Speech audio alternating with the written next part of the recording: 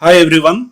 In this session, we will discuss about the structure of multi-layered feed-forward neural network. Okay.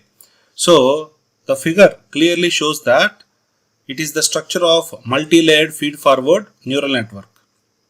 So, in the figure, it is very clear that we have, any multi-layered feed-forward neural network consists of one input unit, okay, and one or more hidden units and an output unit. So in the figure it is very clear that we have an input layer, we have hidden layer and we have output layer.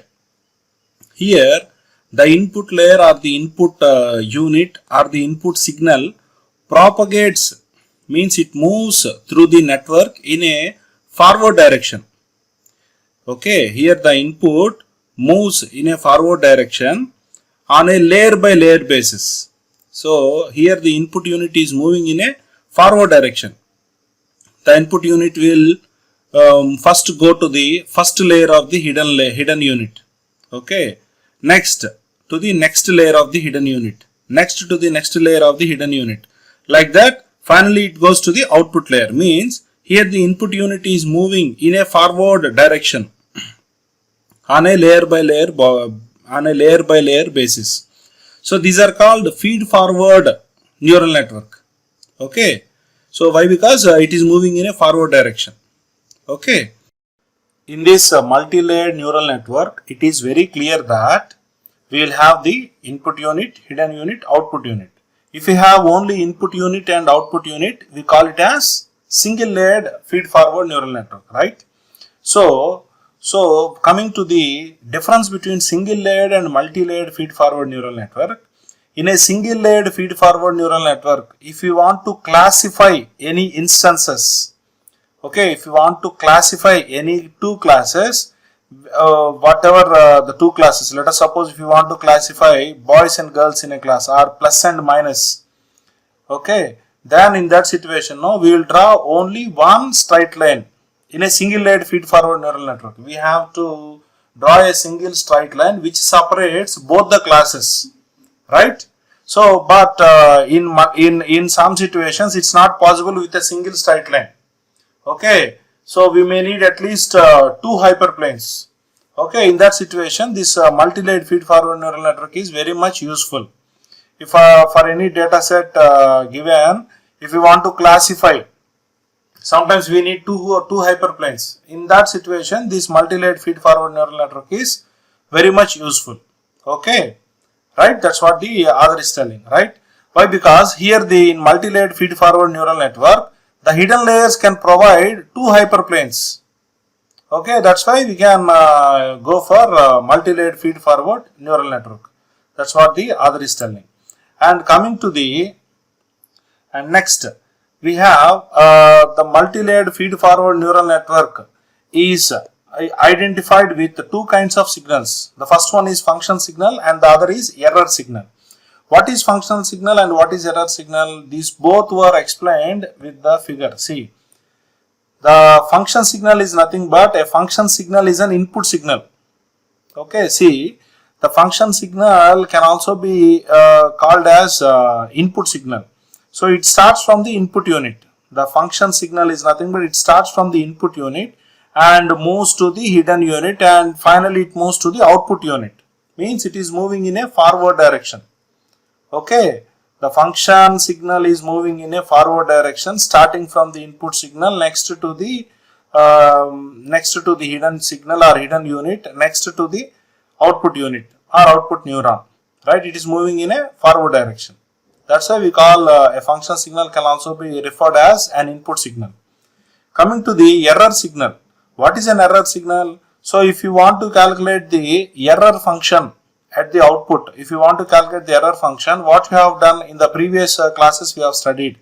In order to calculate the error function is nothing but it is the difference between desired output, means expected output minus actual output. Expected output minus actual output gives you the error signal. So here the error signal originates at the output neuron of the network and it propagates back and it propagates towards the back throughout the network. Means we call it as back propagation. So the error signal starts at the output unit and it moves back towards the input signal or input unit. Okay. So the error signal is nothing but we are going to calculate. Suppose we are going to calculate the error function. It's a difference between actual output and expected output. So in order to overcome that, what we are doing, we are adjusting the weights. That's why the error signal is nothing but we are propagating backwards towards the network or towards the input. In the network, we are propagating backwards towards the input unit. See here, the function signal is represented with an arrow, whereas error signal is represented with a dotted arrow, right? So the figure clearly illustrates the directions of the basic two signals in multi-layered feed-forward neural network. Okay, hope you have understood. Next, coming to the next we have design issues of feed-forward neural network. So coming to the first one, the first design issue is determine the number of input units. Before we start designing the feed-forward neural network or multi-layered feed-forward neural network, what we have to do is we have to know the number of input nodes. You have to very clear. So in a multi-layered feed-forward neural network, we have input unit or input layer, hidden layer, output layer. We have three varieties of layers: input layer, hidden layer, output layer. Here the question is, we have to determine the number of input nodes inside the input layer. Inside the input layer, we have to determine how many nodes we have to keep. So inside the input layer, again we have to have some nodes. Similarly, the second design issue is we have to determine the number of output nodes. Output layer is there. We have to determine the number of output nodes, whether the output nodes should be 1 or 2 or 3 or 4. Similarly, the number of input nodes in the input layer should be, we can have n number of input nodes. But what is n? Whether it is 5 or 6 or 2 or 7 or 10, like that, we have to determine. Those were the first two design issues of feed-forward neural network. Coming to the third one, it is about network topology. So when we start designing the multi-layered feed-forward neural network, we should have clear picture whether to construct the network with weights or without weights. We have to mention the network with weights or without weights. That is the third one. Coming to the fourth one, discarding the missing values. Discarding the missing values means, so suppose if there are any missing values, what we have to do? Either we have to remove them, or what we have to do is we have to replace them with some approximate values. Okay, by seeing the values of other neurons, we should approximately give some values. That is one thing, or else we can remove them. So these are the four design issues of multi-layered feed-forward neural network. Okay. Next, lastly, we have the characteristics of multi-layered feed-forward neural network. The first one is it should have at least one hidden layer. Why? Because we already know that if there is hidden layer, then only it will become multi-layered. If it don't have hidden layer, then it will become single-layered. Yes or no? This we are very much familiar. Okay. And if there is at least one hidden layer, then we call it as universal approximator. Why? Because universal approximator is nothing but it can approximate any target function it gets. Whatever the target function it gets, it will approximate that. That's why it was named as universal approximator. And the second characteristic is it is sensitive to noise.